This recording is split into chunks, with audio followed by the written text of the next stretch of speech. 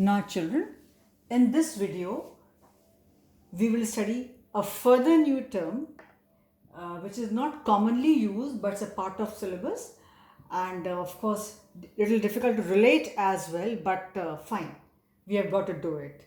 I know it is a little unusual and slightly complicated, but do it because it's a part of a syllabus, and let's try. It's not something impossible, but yes, slightly not that easy, I would say. Now, Helmholtz free energy. This is also called work function shown by. So Helmholtz free energy is equal to work function. It's called as work function and is shown by, denoted by A. A is equal to E minus Ts. Children, this is all thermodynamics. Thermodynamics is totally a branch of physics rather. And as I told you earlier too, it's totally a part of mechanical engineering. So you have got to do this. I know it's not that easy for you, but yes, fine, we will do it. So here it says A is equal to E minus Ts.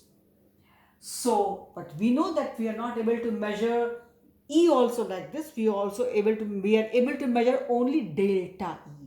So accordingly, they may change the equation. Delta A is equal to delta E minus T delta S. So what will be delta A? Simply nothing but the change in work function. What else will you say? If A was work function, delta A will be change in work function. If H was enthalpy, delta H is change in enthalpy. So likewise here. So delta A is equal to delta E minus T delta S. So this is how it is here. Now children, delta S is equal to Q reversible upon T. We know this formula. So from here we can say Q reversible is equal to T delta S. We have written T delta S. Our formula was delta A is equal to delta E minus T delta S, as we have shown, as I have shown here. So I can write that delta A is equal to delta E minus Q reversible, because I have seen from here this equation that T delta S is equal to Q reversible. So I could write delta A is equal to delta E minus Q reversible, because we have seen that delta T delta S is equal to Q reversible from this equation. So this is another equation for your information. You will say how many equations are there. So I could have given just children this equation to you and this equation to you, but I thought let rather show you the relation how they have been obtained here.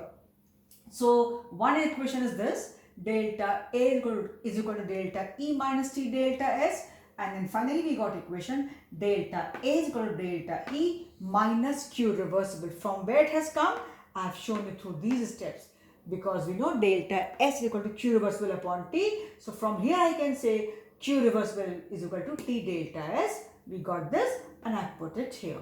In the place of T delta S, I put Q reversible. So other equation is delta A is equal to delta E minus Q reversible. Again you will say, oh, one more equation, so many equations. But children, people have done in past, people are doing in present, and will be doing in future. Ultimately, we have to do, right? So it's there. Now children, we know an equation that delta E is equal to Q plus W. What is this? First law of thermodynamics.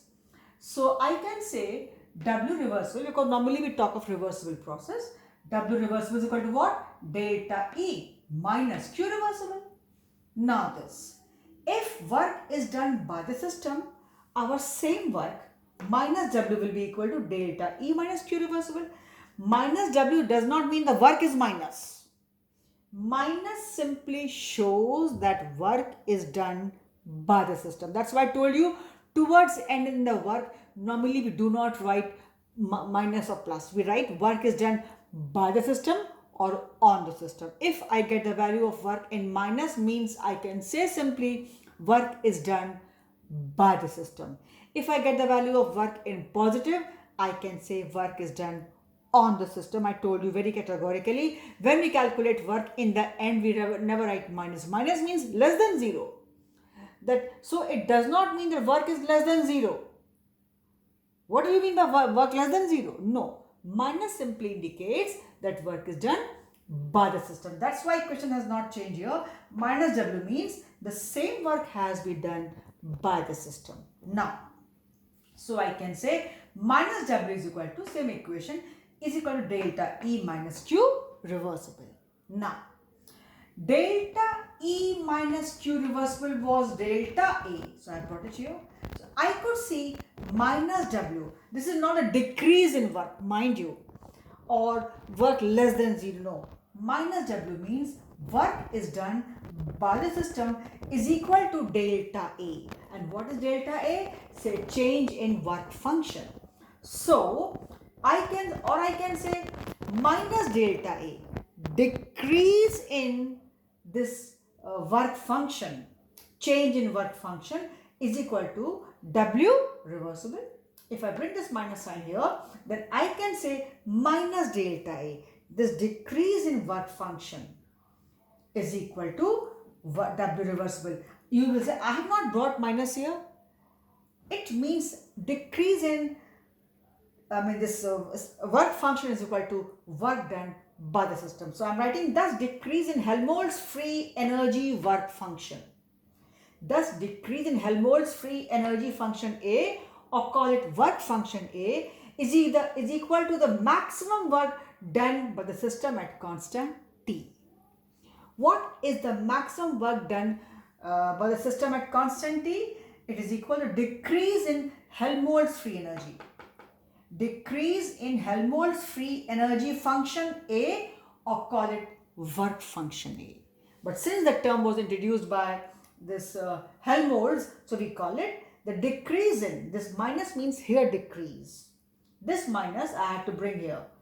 I have put signs to get the right equation, but in case of W, if it is minus, it indicates work is done by the system.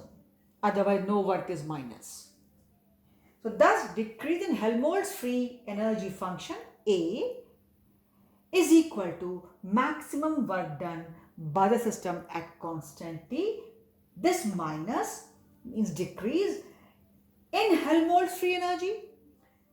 Helmholtz free energy function A, or call it work function A, is equal to maximum work done by the system at constant T. Children, a new term, I won't say very, very important, but a part of syllabus, because without knowing this term Helmholtz, I cannot go to further important term. So we need to see this term, have an idea. I would say you need to know. Children, you have passed class 10, you are big children. So ultimately you have to be mentally strong to grasp all these things and learn these formulas. Ultimately, many of you must be aiming for engineering or even medical. So in medical also you have to learn many things. So that's why these things are taught, so that you are being geared up, being prepared for the further learnings in future. Whether medical or engineering or whatever, children, things have to be learned. So this is how I understand, and I agree that there are many formulas which you had never done in past till class 10. That's why people find 11th much more difficult than 12th. Because these things are just after class 10 suddenly new. So there's a big kind of a big jump in the level of the teachings, or say studies, or your academic level. But fine, it's a part of your academics. We have got to do. I have seen children, people find class 11th much more tougher than class 12. Rather, I tell you, even we, I don't know the way your physics is divided, not only chemistry, even physics also. Our first part of physics, we had 2 years course, first part was more difficult. But then finally what? We have got to do, we will be doing it. So why I told you this, when we could do, people in past before us also had done. You do in present, many are doing with you. Lakhs and lakhs of students are studying this. So, not to lose heart. Yeah, I know many formulas are there. It's a bit dry. You can't relate things happening around you. But then fine. It's a part of, we have to study. We have studied, and be prepared that in future you have to learn many more things. So just one of those things. So okay, for this video, I stop here. Okay, children. So prepare yourself that yes, the chapter is slightly complicated, you can say, but yes, we have got to do. So this is all for this video. We stop here. Thank you, children.